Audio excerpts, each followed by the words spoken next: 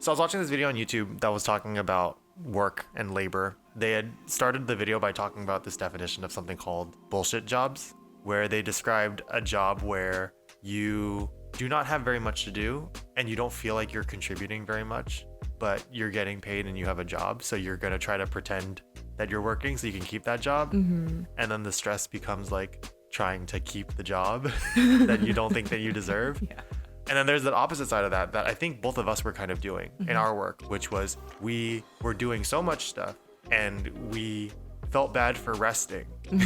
And we're trying very hard to not mess anything up. Yeah. And that's like two completely opposite sides of the spectrum, right? Like you have no responsibilities and you feel stressed out. And then you have too much responsibility and then you feel stressed out. Yeah. Yeah. I'm sure there's like a lot of stuff in the middle, and there's probably like a perfect middle point where you're doing exactly the amount that you need. But at least for both of us, like being in that situation, one of the big questions was like, what if I just quit? What if I just don't do this? Yeah. And that's kind of what we want to talk about today. It's basically like that question pops in your head every now and then you convince yourself like, no, it's okay. Like I could, this is my job. This is what I signed up for. Or like in time, the roles will change or the things will change and it'll get better. And then you kind of move away from the question, but it always comes back and it always circles again during kind of pivotal moments in your life. And it's really scary because so many things are changing at once. And so you're like, do I answer this question now or do I like leave it for later? And like, it's a future Gene or future Calvin problem. And sometimes the answer to that question is maybe I just find a new workplace and that's what quitting means. But for us, like the situation was like, what if I just do my own thing? Yeah. And that was what's happening there. This is not exclusively for people who are already working too. This is probably a conversation that you might be having if you're a student who is either, you just started working or you're in the process of looking for a job and you're like, what if I don't get a job and I just do my own thing? What if I freelance, Yeah.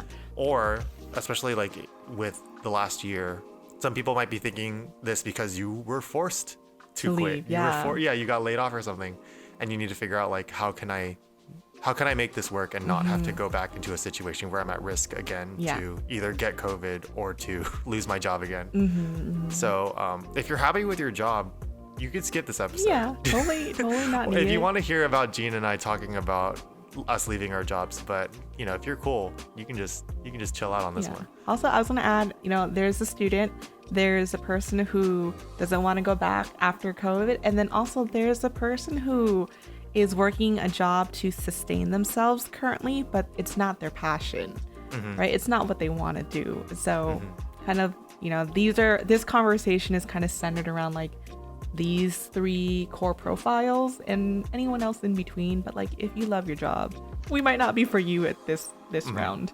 Today, we're going to be talking about taking the leap from being an employee to working for yourself. The struggles that we had doing it and the work that it takes to keep doing it, because it does take a lot of work. Hey, everybody. I'm Calvin. And I'm Jean. And this is 27, a podcast about growing up.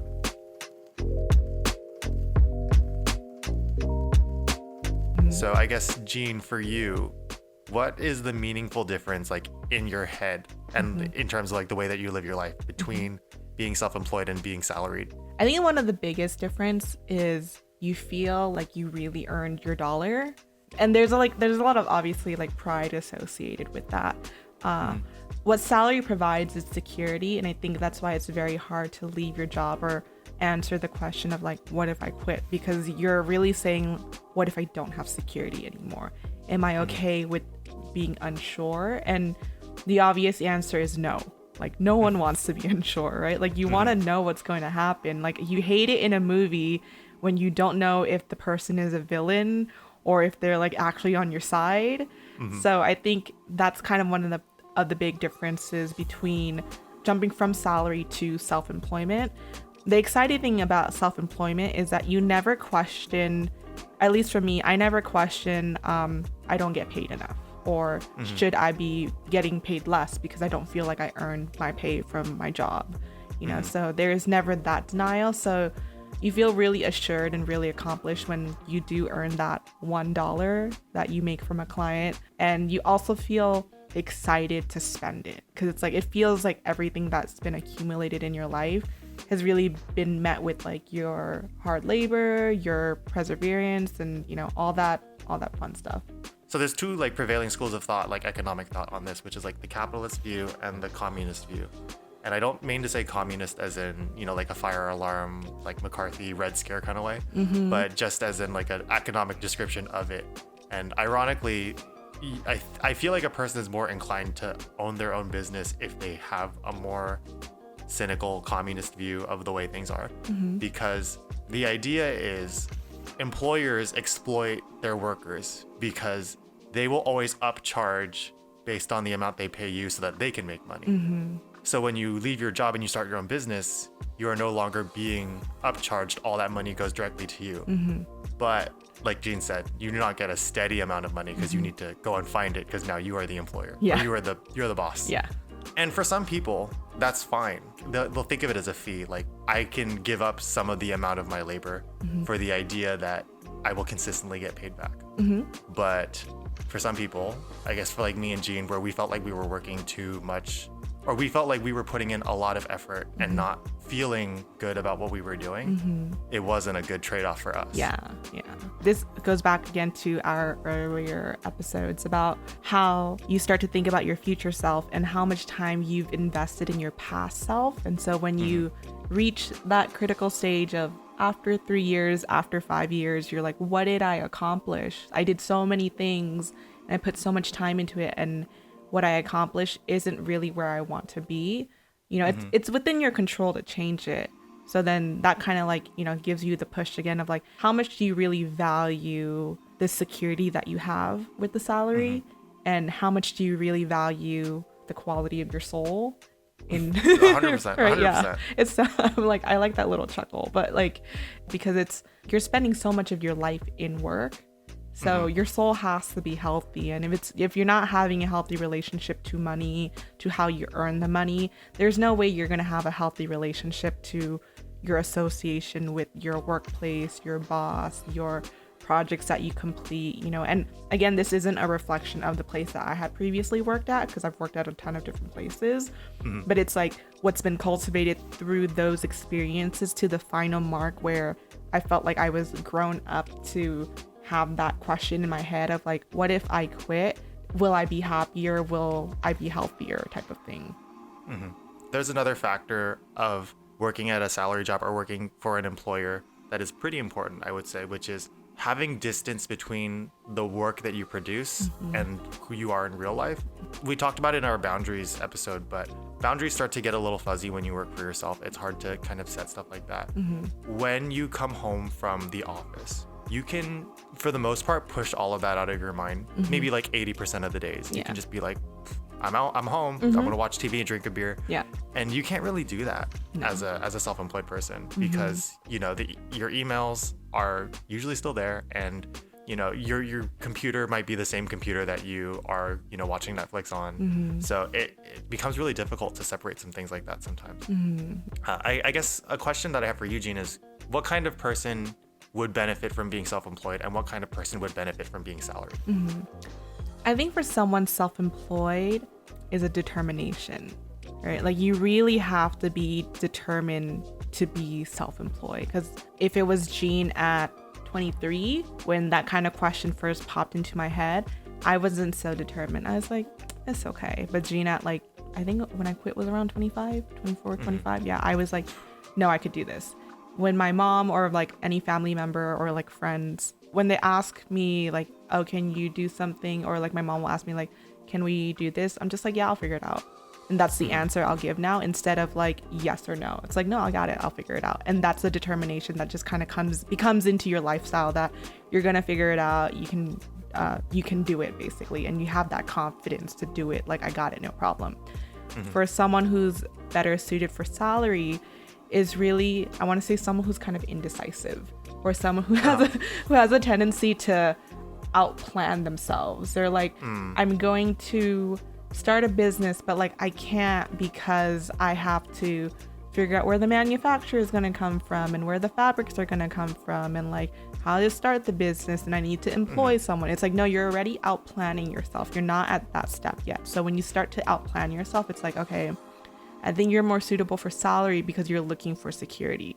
So until you're ready to build the confidence to be like, I got it, I can do this, even though I don't know what's going to happen, you should stay salary until you can really, build up that resolve to really make that jump. Yeah, and what I thought you were actually going to say when you started that sentence, I agree with you what you said, but I thought you were going to say that the salary person is somebody who is cool to go along, right? Like you're good to be in the passenger seat. If you went to a restaurant, you would say, "What's good here?" And a self-employed person would go to the restaurant and be like, "I want this exact meal." You know what I mean? Yeah, no, I get it. Yeah. Actually, that's funny because I would assume the self-employed person would be like, "Tell me what's good here," and then the salary person to be like, "I want exactly this." Really? Yeah, because I feel like some salary folks like to have things in control. And that's why they don't want to leave their job, because they don't have control of their security. It's so funny because I think of it the opposite, but I realize that it's just flipped. A person with a salary wants control over their finances, but is willing to relinquish control in their professional life. And then it's the opposite for a self-employed person, where they're willing to relinquish control of some of their finances, but they want to have complete control over their entire professional life. So I guess we're both right and we're both wrong. That is so funny.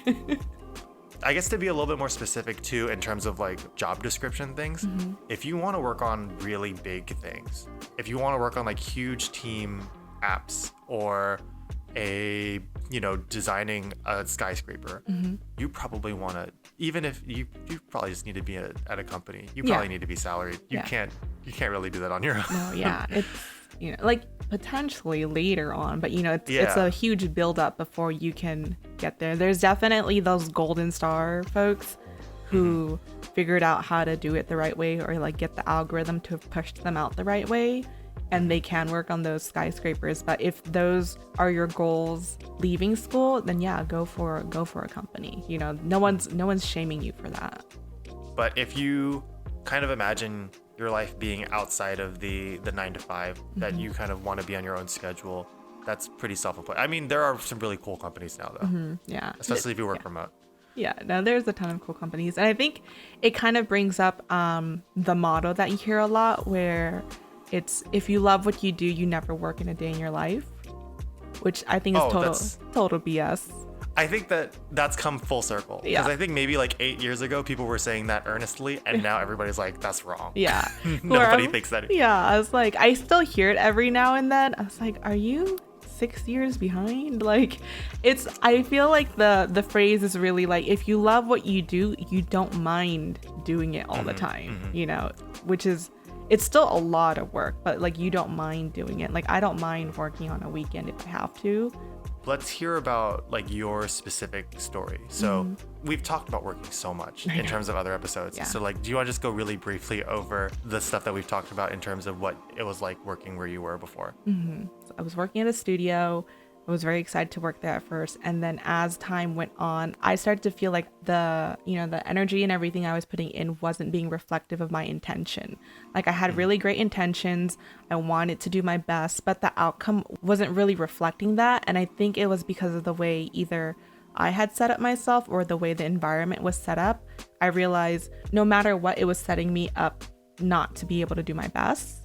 So thinking of my future self, and also thinking of the goal that I just want to be happy, I was like, okay, it's time to jump. And also that's when I think my resolve was the strongest, to be able to say like, I can do this, and I will leap now. Was there a specific moment, or were there like a collection of moments that you can think of that like really solidified the idea more? Okay, there were 3 things that made me say it's time to make the leap, and also that I was confident to make the leap. And then the first one was basically, if you can crack the code at the company or the studio that you're working at.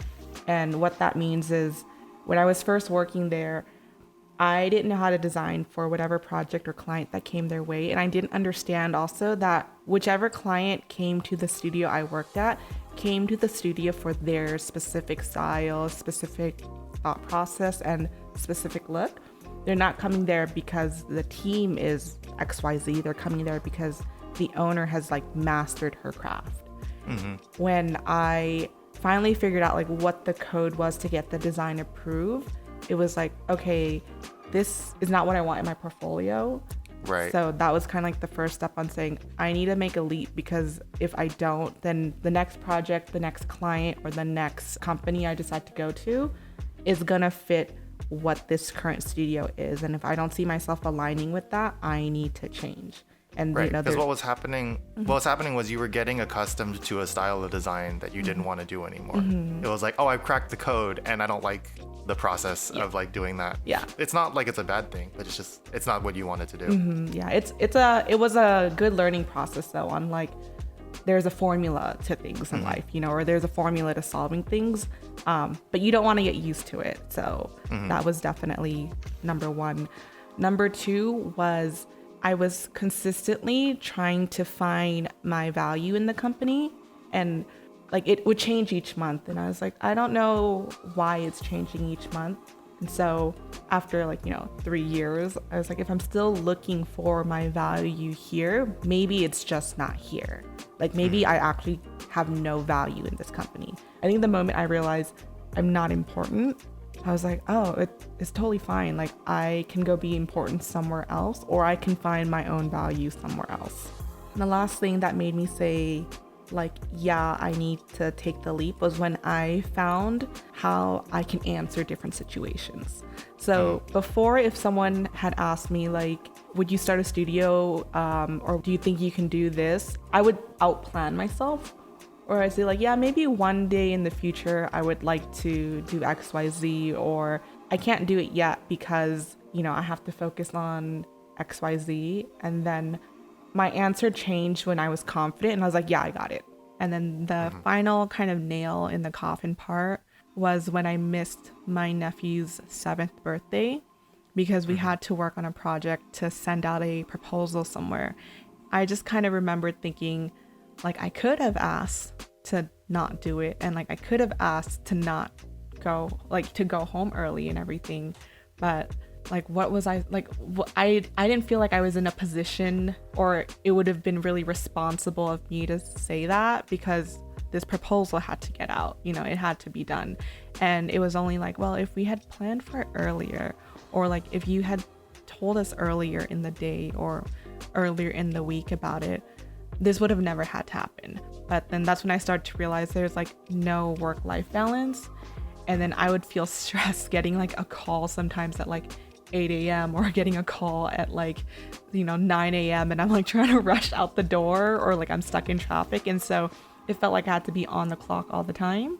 And so I was like, if I'm going to be centered around work in this amount of manner, we have to channel this energy somewhere else.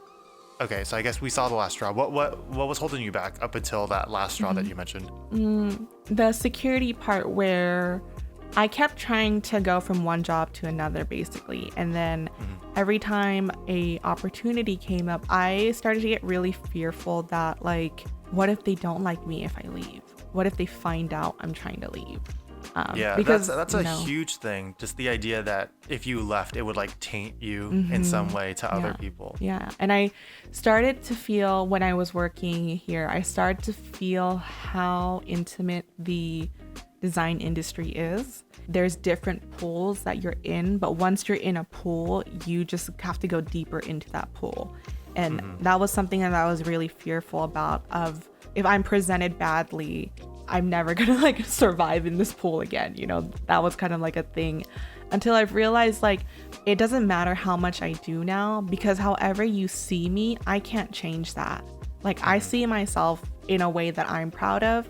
If you hear certain things about me, not from me, and you don't ask me, there's no way I can clarify that for you. So whatever intention or whatever association you want to hold, I shouldn't use that as my barrier to make a jump. Right. Yeah, that's a huge thing. Don't let what people think of you stop you from doing what you want. Pretty much. Yeah. I think once I kind of came to that resolve at like the third time I was thinking of leaving, it was, hey, I'm going to leave into uncertainty, which is the most exciting thing. Instead of I'm trying to leave from this job and get another job and potentially be unhappy at that job too. Because the other jobs I was looking at, I was like, I don't know if I would want to work here. I just know that it's the body of work I currently have will swing me that way, but it's not exactly what I want to do. It sounds like there were two major issues with where you were working, which is number one, the body of work you weren't happy with. And then number two was you didn't feel ownership of the things that you were doing. And I guess one of the things that you might have realized was I can get a new job and I can be happier with the body of work, but am I going to still feel an ownership about the things that I design? And for you, that was more important than you thought, I guess. Yeah. It's because I think I'm in a funny spot now where in my industry, there's a good mix of people who are business owners and who are studio owners. And then there's a mix of people who are students or still emerging creatives trying to figure it out, but not really anyone who's fully established yet. And it's like, okay, I see the eagerness in my younger peers or in my more novice peers who are trying to figure it out. And I'm like, I am here for you. Like, don't make the same mistakes I did. Just ask me, I will tell you. And then I see my senior peers or my, you know, more established peers. And I was like, why do you do that?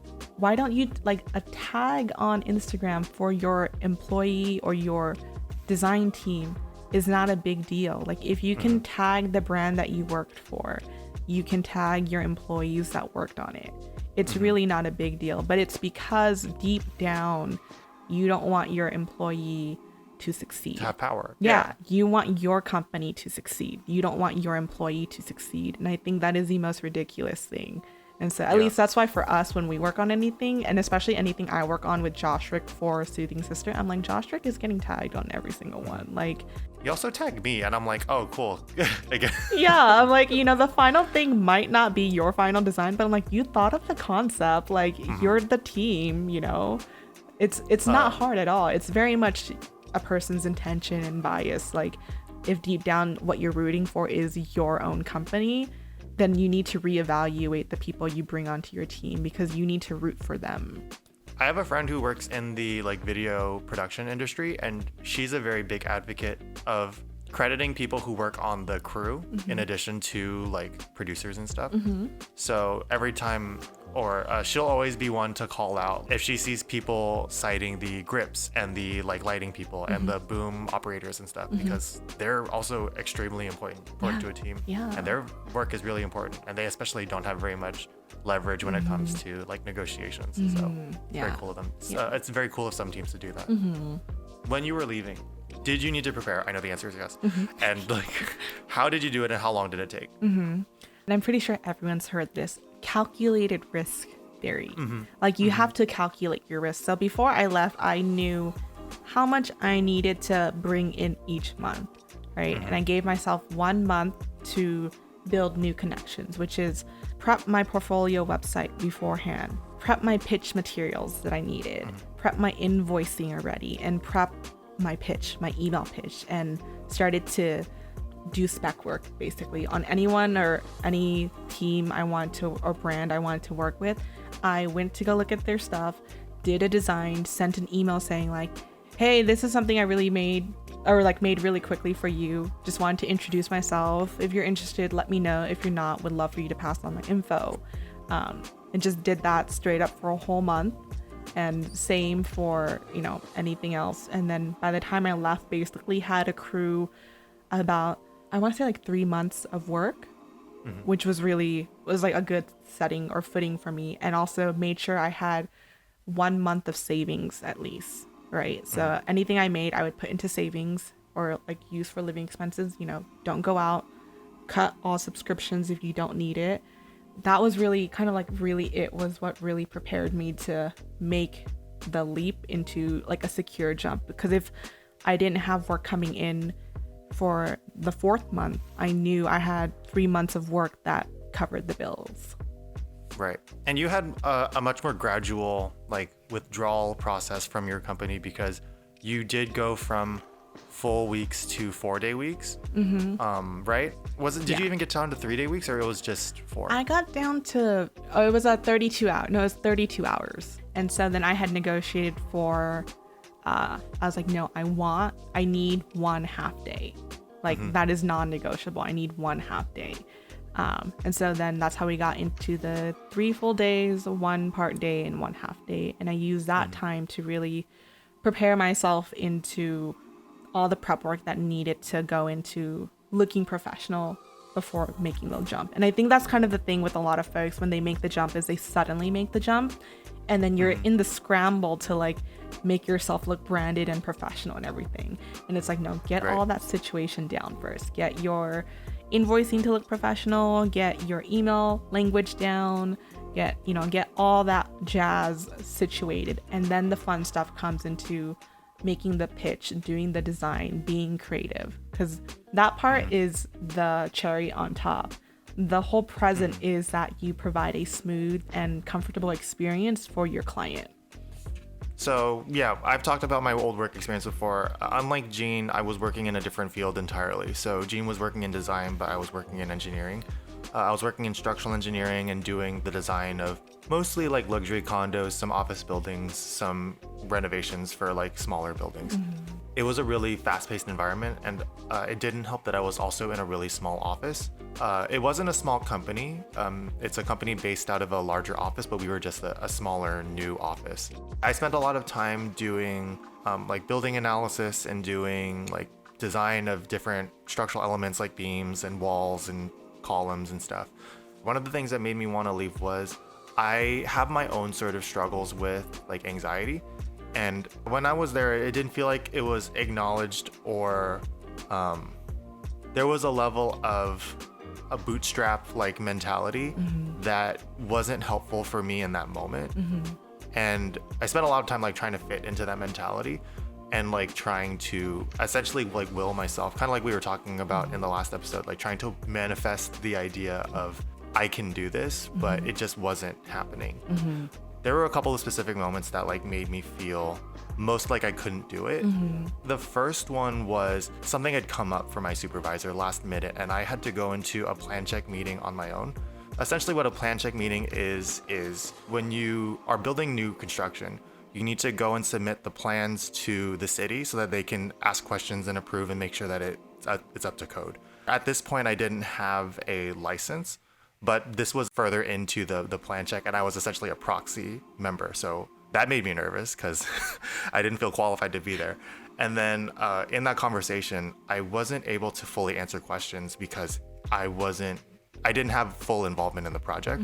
So by the time that I had gotten back, I essentially didn't progress the project at all, right? Like this meeting was supposed to finalize certain things, and I wasn't able to get everything sorted out. So then we essentially didn't make very much progress in the project. And obviously that's not great. Like, and I take responsibility for that. Like I could have done better. No, I was like, no, you're totally fine. Because what I realized is your supervisor then needed to prepare you much more. Like he or she or they needed to prepare the materials, prep if there were specific questions that might have been asked, and give you those answers or give you those guidance, knowing that you didn't have the license yet. To prepare someone up for success, there's so much preparation going into it. So when they don't prepare you or they don't give you those tools ahead of time, they're ultimately just setting you up for failure without intending to. So I was like, I don't think it was on your part at all, Mr. Calvin. I was like, yeah, I think it was the workplace. Yeah, I was like pretty crushed after that moment though, and I was like, oh, I had the responsibility to do something and I couldn't do it. And obviously now with hindsight, there were factors that I was like, oh, this wasn't all my fault. And while my supervisor was angry in the moment, never really like held it over my head in any meaningful way. It was something that like contributed a lot. One of the other things was my like confidant, my like person that I would talk to about pretty much anything in the office was let go because of various reasons. And that kind of was a big blow for me too, because that person was kind of my safe space in terms of feeling like I could talk to them about anything, whether it was TV shows that we were into or food that we had eaten or like stuff that was happening within the job. They were like my person that I could go to about these kind of things. And then the last thing was kind of an overarching thing. If you couldn't tell by the way that I talk with Jean and the way that Jean and I position Studio DBJ is, I really like to help people and I really like to interact with people, and I like to set up systems that help people in the future so that we're not doing the same thing over and over again. There were a couple of things that I was doing within my old job that I really thought was important and that I was really happy to do, which I would do things like make documents that kind of explain our design philosophy within the company, outlining processes and like setting up templates for files. And I would send these over to my supervisor and my director and be like, hey, can you check these, make sure that you agree with everything and make sure that everything seems good, because I kind of want to lock these in for if we hire new people and the office starts to expand. Like, I want it to be easy to give them stuff to look at and it's not so much of a burden for us if we're busy with projects. And they never looked at them. They didn't really look at them. And I was like, oh, well, I mean, I worked really hard on this and I feel, and it's part of my learning process, right? Like, teaching is part of my learning process. Making sure that I'm able to explain something to somebody else means that I can say to myself, oh, I know this super well. But I did get the validation of like, you wrote all this correctly, or any corrections about the things that I worked on. So it just felt like time that I had sunk into it that hopefully they're using now, but like I have no idea actually. Yeah. No, I think that's just like a reflection again about like superiors who have been in charge for so long that they don't recognize that there's a lot of preparation for success, and like especially like new people coming onto the team and systems that have been placed into workplaces, studios and all that stuff. And like you being the person who is like, I'm gonna, make this right and at least like formalize it or update it. It's really on the responsibility of the company again to understand that that's an investment for the future people that they hire on. To summarize it all into one thing, the thing that made me want to leave was the culture. The expectation for what I was doing was you spend time outside of work doing research, reading code, doing all this stuff, and then you come in and you do it. What I had kind of gotten used to in school and what I enjoy in my real life is to work with people and to feel like there is a support network as opposed to a hotline. Because that was sort of, the culture of my office was very individualistic. It was like, you go off and do this on your own. If you need help, come over here and we'll talk about it. It wasn't like, we will support you and we will give you resources and like all that stuff. It was like, you do all the stuff that you need and come here when you need us. And that wasn't something that jived super well with the way that I work and the things that make me feel comfortable within an environment. The thing that held me back the most was, I guess, like the expectation of myself, not necessarily that I needed to be good or that I needed to be perfect, but the expectation that if it was a job that other people got through, that I could do it too. Right. And that very well could be true. And I probably could have gotten through it, but I wasn't happy. You know what I mean? Yeah. Again, it's kind of going back to that conversation we had last episode about manifesting, where it's like, I knew what I needed to do. I had half of it. I knew what I needed to do, but I didn't have the resolve to do it. Yeah. I like wanted to, I still was holding on to the idea that like I would have a support group and I would have something that was, like I said, more than just a hotline. I don't think there was necessarily a last straw. There was just, it was all these things piling up on me. I was in therapy, not that that's indicative of me being in a bad place, but I was in therapy talking about it. And I think it was just something that slowly built into the thing that happened. Like, it was basically becoming your life and you're not your work, Exactly. And that's something that I knew consciously, but it didn't like penetrate. Do you know what I mean? It's something that I understood from a intellectual level, that like I am more than I produce, and that I have more value as a human being than like doing design work as an engineer. But it wasn't something that I felt or like was a lived experience. It was just something that I knew. Yeah. So I guess it's sort of like sunk in that like, oh, I can try something else, and that if it fails, I mean, I can always go back. It might be hard to go back, but I can always go back or do something else. So I was like, you know what? It's only going to get harder from here. So let's just do it now. Yeah. In terms of preparation, though, I live relatively frugally. There were some things that I was living in an apartment, so obviously I could have been living at home, but otherwise, like I live pretty frugally. I don't spend a lot of money. So I had like savings in a way that I was just sort of passively building up. Any other preparation besides financial, I had talked to Jean about it, like working with her a little bit, just as like an option. And it was when I sent my 2 weeks that Jean was like, oh, I definitely need help. I was like, oh, okay, perfect. So I guess mine felt a little bit more spontaneous, even though there was a passive like saving of money. I think it was the combination of like I felt done, like I felt spent. Yeah. And then Jean had something, and I was like, oh, let me just mosey over Swing there. over. Yeah, come over Yeah. this way. So I was fortunate enough that it could have been a spontaneous thing, and that it didn't need to be a 2-year long plan that Jean's was. Seriously, that patience is long, like in the preparation planning for it. I was like, oh my God. In my defense, though, I was working for 2.5 years. So I guess I was spending 2 years ruminating on the decision. Yeah. And I think I also just want to clarify when you had talked about like how to validate working there or validate the time you spent there, and how, you know, if someone else can do it, you can do it too. But it's also because I think about the people who had worked where I had worked before, and each person had been there for like 5+ years, almost 7 years. And they were genuinely, to me, they looked pretty happy in their life. And I was also kind of like, you know, if so-and-so was able to do it, like I should be able to do it too. Why can't I do it? And then I think this kind of like floated with you too, where you're like, where did I go wrong? And I think what it really comes down to is the mental process is different, where for one person, it's just to like get through it and accomplish it. And then for us was like, I want to grow. Like, I don't want to be here forever, but if I am going to be here forever, I want to make sure I'm not the same person as I was when I walked into that room. And after being there for a certain amount of years was like, I don't see any change in my growth or in my confidence level or in the value I feel that I'm putting or investing into this company. So I can do it, like, and there's proof that other people have been able to do it before me, but our desires and what the job is asking for is not the same. Like, did you ever feel that your degree now, since it's not related to what you're doing, did you ever feel like you had to fulfill that, and that's why you also stayed at the job for so long?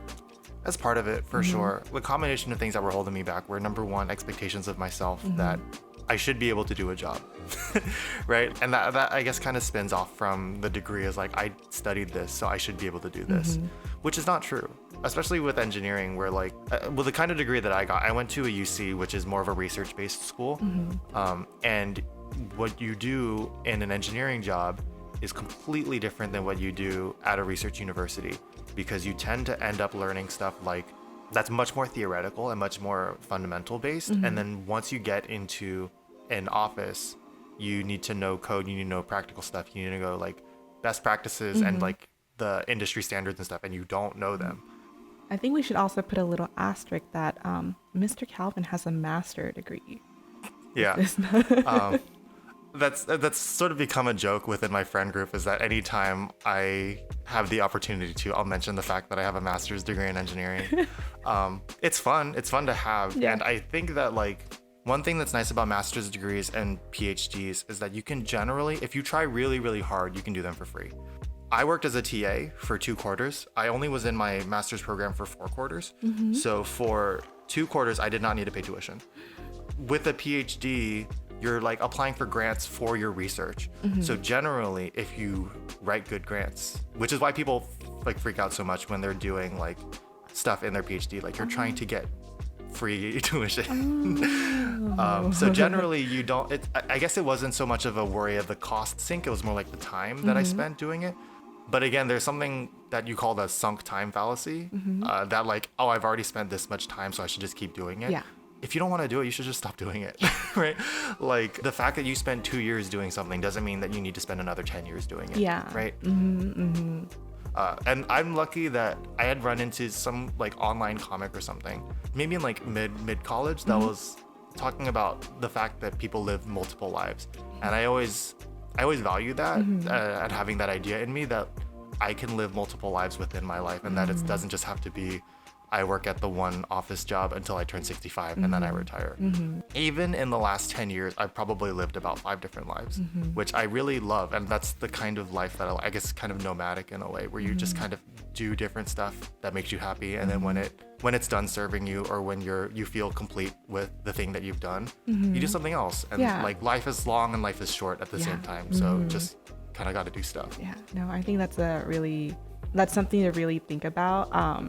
And you look fondly back, I think, at those different lives that you live, because you're like, you either recognize the person that you were or you don't. And it's just kind of like, who was I? What was I doing? Why did I do that? But also, like, wow, what a fun time that kind of was. I might never be that person again, in the next few years that come my way. But I'm glad that they were part of it's like Avatar, I'm glad they were they were my earth sign for that, or earth bender for that moment. And then like, I'm currently water or fire. I feel like I'm currently fire right now.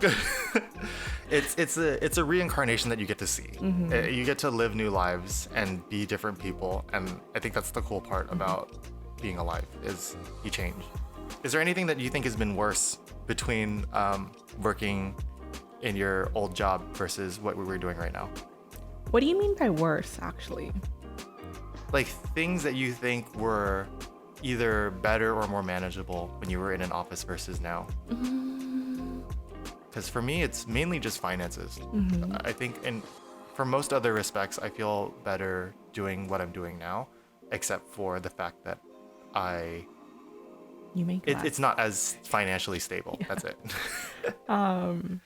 It's funny because I was just watching this old video that I made in 2019, the year-end summary video. And when I was watching it, I was like, wow, that girl looks tired. That was before I had forced you to take weekends. Yeah. I was like, wow, that girl looks tired and she sounds tired. But what I think made her really tired was she was really scared of uncertainty and really scared of not knowing. So I think that video was kind of like trying to validate to myself, like, it's going to be okay and it's going to be a good year.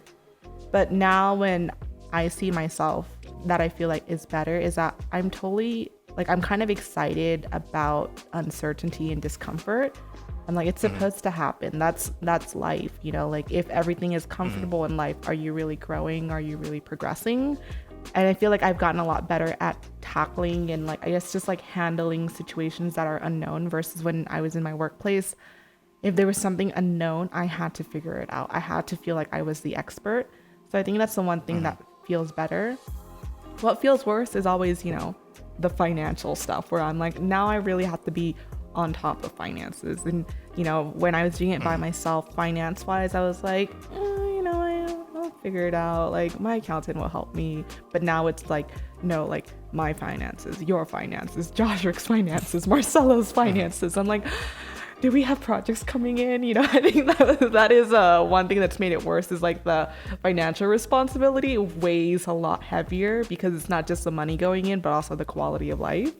Maybe not worse, but just like more stressful. Yeah. But other than that, though, I feel like overall I made the right decision, because I feel like the impact that we're having in each other's lives and people who interact with us, I feel like we're helping them in a way that's fulfilling for their soul, and like opening the doorway for their own opportunities, and for them to like bypass certain steps that we had to go through, and so that they can just get through it faster.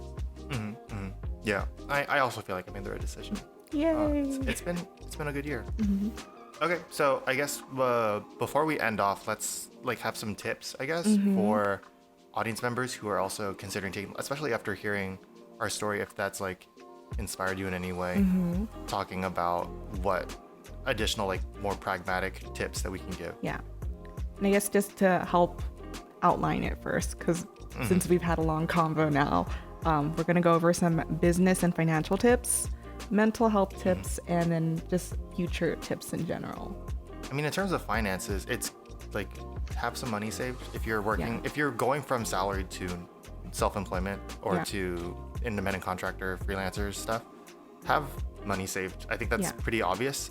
If you wanted a number, I'd say 3 to 6 months. Oh, I'd like to say 3 to 6,000. I was going to say, I think when I left, I had about like maybe 3K saved, and that was just 1 month. Honestly, I think the 3 to 6 months, ignore that. Literally. Like, I feel like that when people hear that, they stop themselves. But I feel like, and this kind of jumps into mental tips a little bit, which is know where you are mentally first, right? Like literally, what is your mental fortitude that you can take on? Like it's going to be a lot of stress. That's what you have to be wary about first. 1 month for sure, at least. And if that's around like 3K, because that was 3K for me. And then you have to put in financial practice for yourself on like, okay, you're not going to go out. You're going to cancel your Netflix subscription. You know, you're not going to go to the gym. You're not going to get coffee.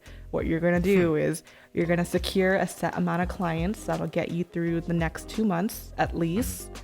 And whatever money you make there, it covers your minimal living expenses because you're going to be living minimally, and you're going to put it into savings. Like you can continue to put it into savings. Because I think after a few months, I had about $10,000 in savings. Which was then what we were able to tap into in March when the pandemic hit. And we did take a little bit of a hit, a very sad hit, actually, now that I think about it. We took a pretty bit, like a sad hit, and we were able to pull it out, you know, from that savings before the SBA loan went through, because that took forever again. That was like a 5-month process to be able to just get it approved. And, you know, you have to have the due diligence on putting your future self first. So I think that's like financial tips. One big mental health tip is, I think for me is I love a task list. One of the other documents that Gina and I have that we share together is a shared task list where we can, number one, have everything that we need to do on one place. And then number two, like we can keep each other accountable for it. So that I can see like, oh, we were supposed to do this yesterday. Gene, did you cover that? Not in an interrogative way, but just in like a, hey, just checking in kind of thing. Yeah. Like...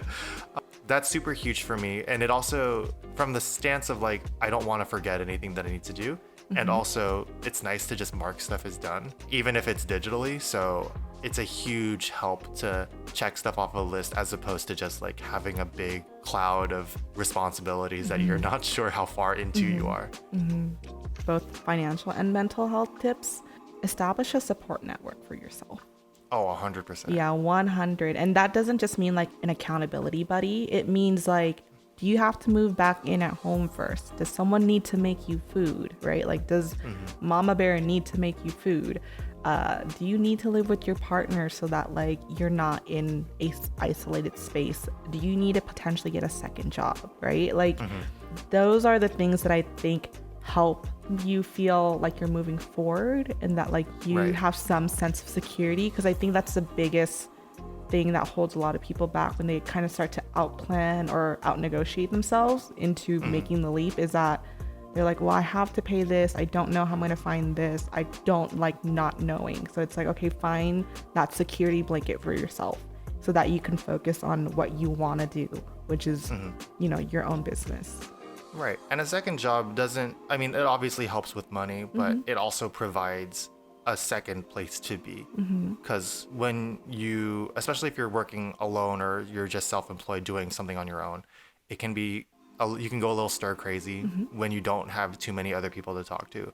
Especially in a situation like now with the pandemic. Like one of the things that helps me a little bit is I also have a side job where I tutor middle and high school kids in math and science.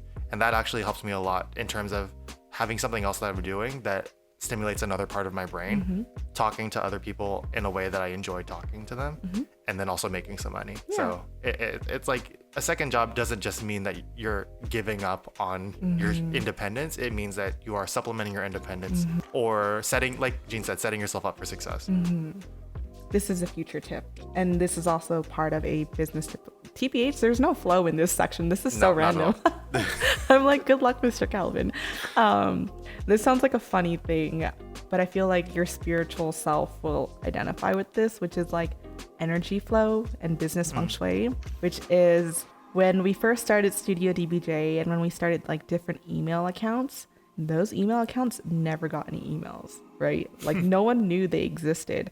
Get the business moving. Like it is up to you to move your business. And what that kind of means is like, if I didn't have anything coming in, it was like, okay, sending pitch emails out, introducing yourself to different people with your email, doing open call for portfolio reviews with your email, signing up for some email subscriptions, like starting to move that flow.